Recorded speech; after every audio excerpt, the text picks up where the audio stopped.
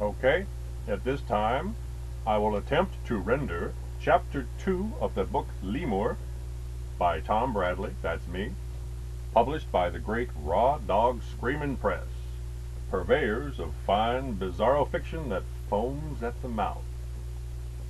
Okay, Chapter 2. Spencer, the unpopular busboy, lives in a duplex, puce stucco smeared over splintery frame, in a lower-class residential neighborhood. He drives up in his busted jalopy and parks on the street. When he gets out, a potato masher he pilfered from work slips from his backpack and lands on his toe. He gathers it back up before it can be seen by the nice old couple who share the place with him. They're sitting on their front stoop enjoying the night air. Limping a bit, Spencer heads for his door. "Good evening," says Mr. Nussbaum. "Have you injured yourself, Mr. Sproul?" asks Mrs. Nussbaum. "Oh, quite well, ma'am," says Spencer. "Yet thank you for the profit." After he goes in, they exchange puzzled looks. A kind of oral dyslexia, maybe, speculates the old man. Spencer's living room is poorly lit, cheaply furnished, and crammed with serial killer memorabilia. Lining the walls, crowding every corner, are candlelit shrines to all the psychos whose pictures fill his locker at work. Spencer has every book, magazine, and newspaper article about his idols, plus videos, DVDs, T-shirts, action figures, lunch buckets, at least one example of every novelty item ever marketed off the reputations of these sickos. In the middle of the room is an uncomfortable-looking red vinyl couch, with a coffee table positioned in front of it. Upon this coffee table sits a scrapbook labeled Roster of Talent. It's full of pictures and information about famous homicidal maniacs. A large, provocatively dressed African-American woman named Mahalia sits on the couch. Spencer stands behind, dressed in his food-stained busboy shirt. At his direction, she leafs through the scrapbook and examines its horrific contents. She's supposed to turn the pages only when he says so and to shudder on cue. Bored to the point of death, Mahalia suppresses yawns even as she tries to look and act scared. Behind his back, Spencer holds the potato masher. He intends to brain her with it when the right moment arrives. "Turn the page, please," says Spencer. "This man, Fish, Albert Fish, he poked sundry needles deeply inside his own personal, Not as wee Willie Winkums, says Mahalia. No, Spencer blushes. no, his intimate crouch area. And he kept them poked there for years and days and much of the business time to keep him." Spencer forgets what he's trying so hard to say because he has decided to adjust his stance. He places his feet just so. "Focus. The needles kept him." "You don't say." "Really?" says Mahalia. "I find that so shocking and scary. Like to give me chills all up and down my spinal cord." "Next page, please." Spencer squints at the scrapbook and attempts to read aloud the text of a pasted-in newspaper article. This isn't easy because he's quite uncomfortable with the printed word. He contorts his face with a mental effort and laboriously sounds out each syllable. "For 3 years, this scoundrel terrorized Cincinnati with a string of," turn the page, "brutalities that defy description." "Not Cincinnati," says Mahalia. "My Auntie Luanda sort of lives by there. Well, actually, she's a bit further out, en route." Spencer clears his throat, and Mahalia clams up. He raises the potato masher over his head and closes in, pushing his pelvis against the back of the couch.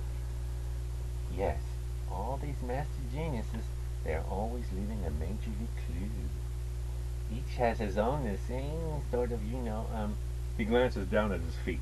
They leave it over and over again, like a whatchamacallit. "Try calling card," says Mahalia. Like one of those. Some psychiatrical type doctors say it's because deep down in their secretive insides, they want to get caught. "Get caught," says Mahalia, "by the police? And get their heads busted?" Under her breath she says, "Sure, you bet, white boy. Tell me another." Other psychiatric goals specialists or physicists. They say it's like a mind game thing with Spencer loses his train of thought again. There's something amiss with the way he's holding the potato masher. He adjusts it to a more threatening angle. I'm listening, says Mahalia. I hear you back there. It's like a mind game thing with the who. Try to tighten up, lover, she mutters, so we can get this boresome shit over with. With the detectives. Yes, a mind game thing with the apprehensive detectives. Like what you call matching witticisms. Witticisms, huh? If that don't beat off, you should run for president. Still other psychiatricalists, they say it's like an artist signing his work. Spencer obviously expects a strong reaction to this startling revelation. He nudges the back of the couch with his knee. Mahalia does her best. No, you don't mean it. Like artwork? Get the fuck out. Like an oil painting or a poem or a concerto? Who could imagine such an immoral thing? Serial killers thinking of themselves as artists. Is that just the limit of surprise and evilness or what? Spencer tries to up the ante. He just wants an unfaked reaction. Jack the Ripper. Damn, says Mahalia, looking about the room. Where? He sent pieces of kidneys. No, it was livers, I think. Something like that. He mailed them over to the Pope in Portugal. Now, what kind of twisted intellect would mail terrible things to that little old sweetheart? The world is so very sincerely full of badness. Mahalia looks about the living room, pretending to shudder. And such a house of horrors you run here, sugar, like a spook alley. But not in the racist sense of the term, of course. She flips a few pages. In fact, I ain't seen one colored face all evening. She comes to the Ted Bundy chapter. The forceful police caught this master genius because they only caused a matching up of his dentistry recordings against bite markers on a corpse's defunct, Spencer can't quite bring himself to say buttocks in mixed company.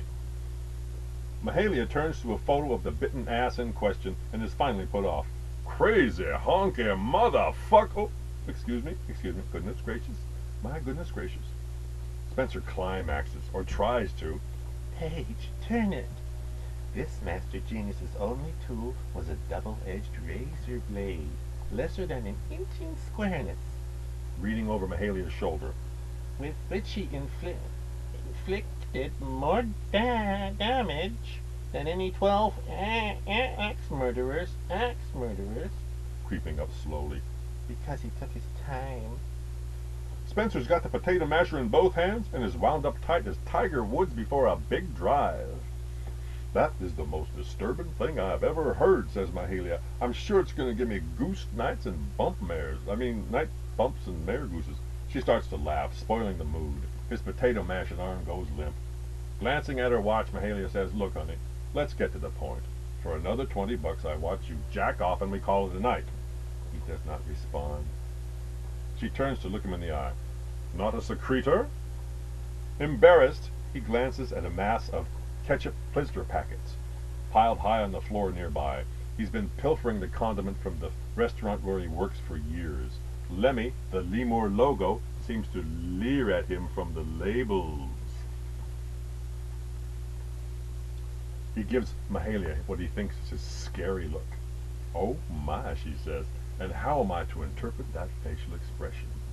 You know, we working girls are experts at interpreting facial expressions, part of on-the-job safety, OSHA regulations. He growls. Getting a bit pugnacious, are we? Well, how about this? She stands up and looms over him. In return for $50, I refrain from knocking you on your cracker ass and emptying your wallet altogether. He tries to get his potato masher back up. Mahalia belly laughs. Oh, that a very impotent-looking blunt object. Yes, and you a very impotent man, I can tell. You act impotent, you dress impotent. She reaches out and caresses his weapon, strokes his stained busboy shirt. Ketchup is the closest you ever gonna come to being drenched in red, darling. I suggest you cling to them individual servings and squeeze with all your tiny might. She turns her back on him. I won't even bother robbing your weak-ass money. Take it to the grocery store, and the bag boys will just laugh at me. Bye now. Thank you very much.